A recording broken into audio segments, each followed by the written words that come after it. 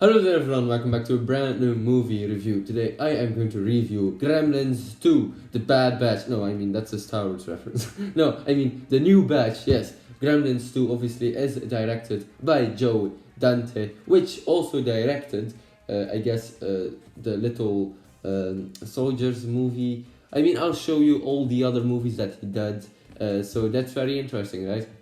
Alright, very nice. So he directed obviously the two Gremlin films, and I've got to say, why am I talking about the second one and not the first one? Because I've seen all the Gremlins films, obviously, but I was like, I think Gremlins 2 is a much more interesting movie to talk about than Gremlins 1 because I've seen them all and I rewatched Gremlins 2 a few weeks ago. By the time you're watching this, actually a few months ago, I don't know, time travel on YouTube, works a little bit weird because I make videos and then I upload them many weeks later. Anyway, doesn't matter.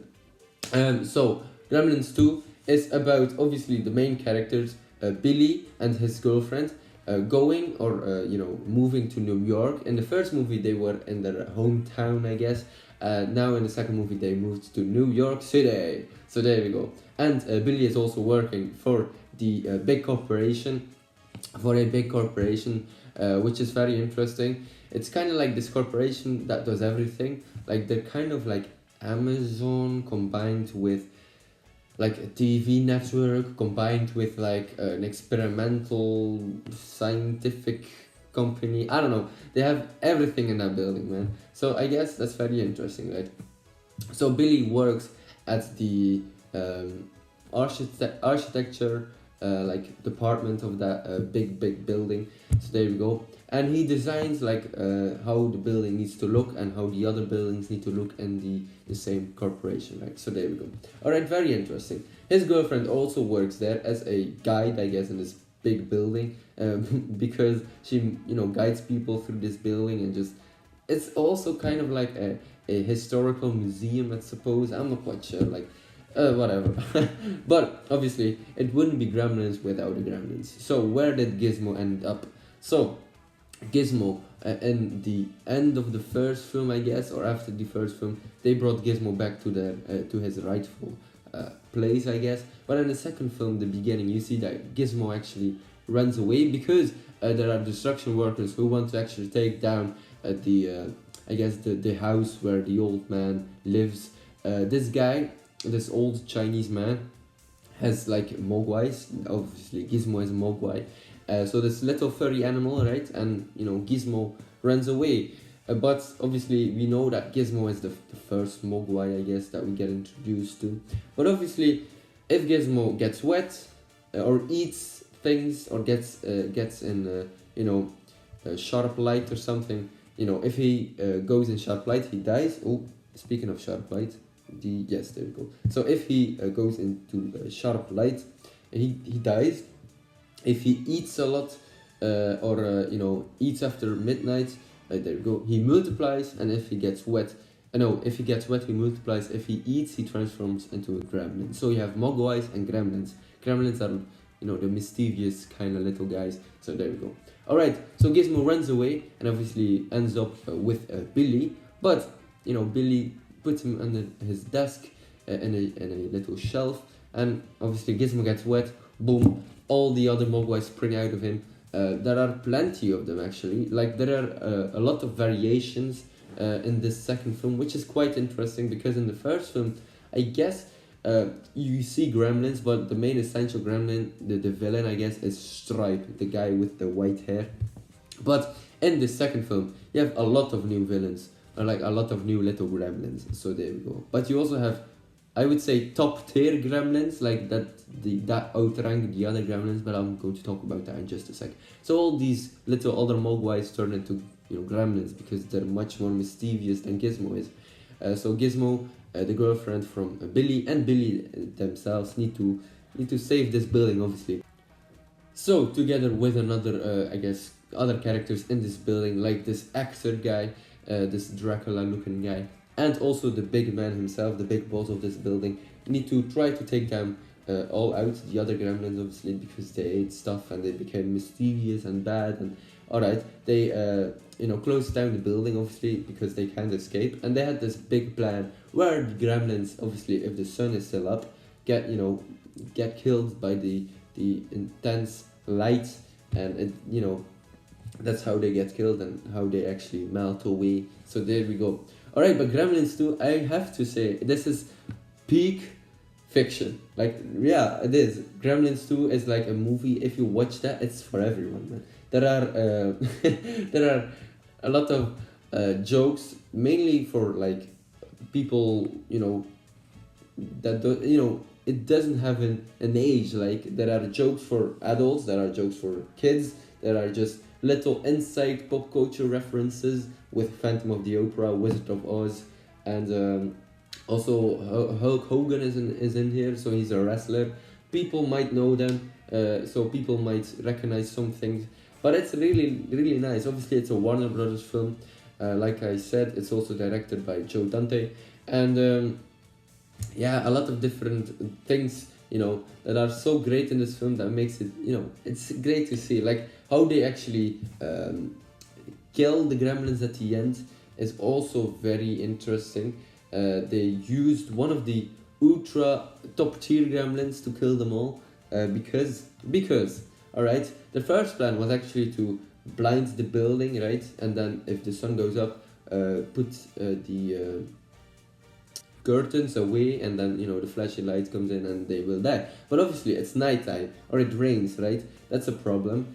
The sun doesn't shine, and that's how they end up with the second plan, is to actually put on the water things, on the roofs or on the ceilings, obviously when there's fire, those things, and actually use the electricity gremlin to electrocute all of them, and that actually works.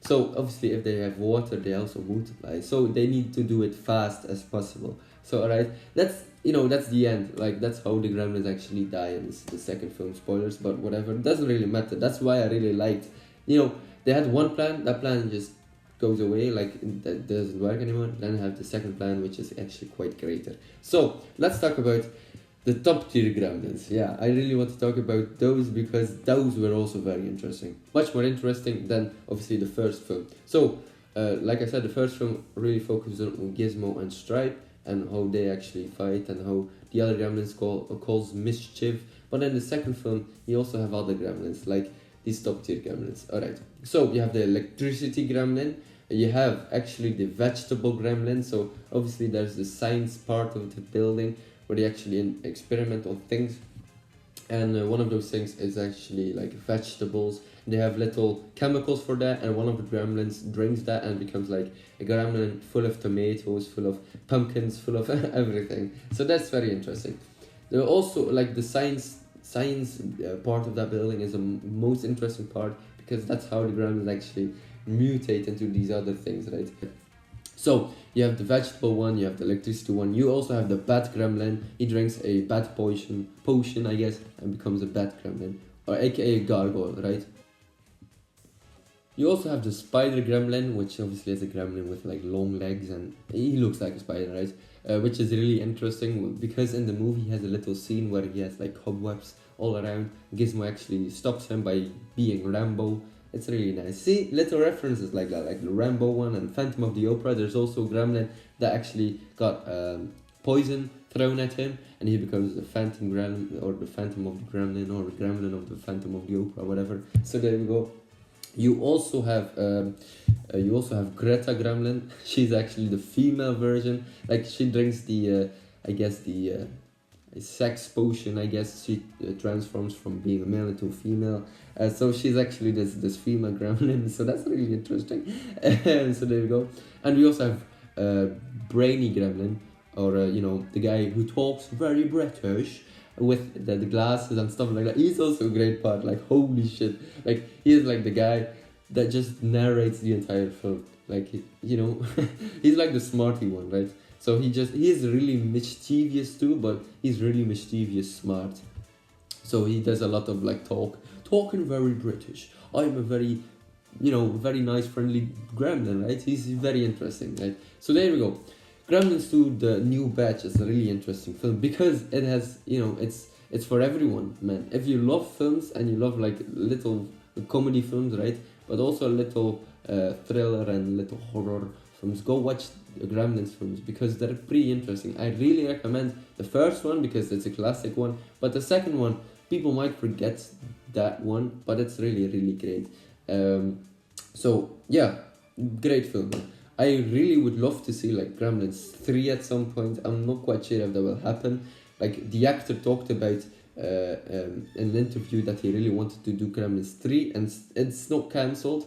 But you know, I think if Warner Brothers has the idea and has the IP, they can do it obviously. Because you know, Beetlejuice is getting a sequel with Beetlejuice. Ghostbusters is like getting a fourth or fifth film. And also obviously Aliens is also an 80s IP or a 70s IP, I guess, with another film. So Gremlins 3, you know, one day hopefully, because I'm really excited. I also played the Gremlins in Lego Dimensions. That's also where my love comes from.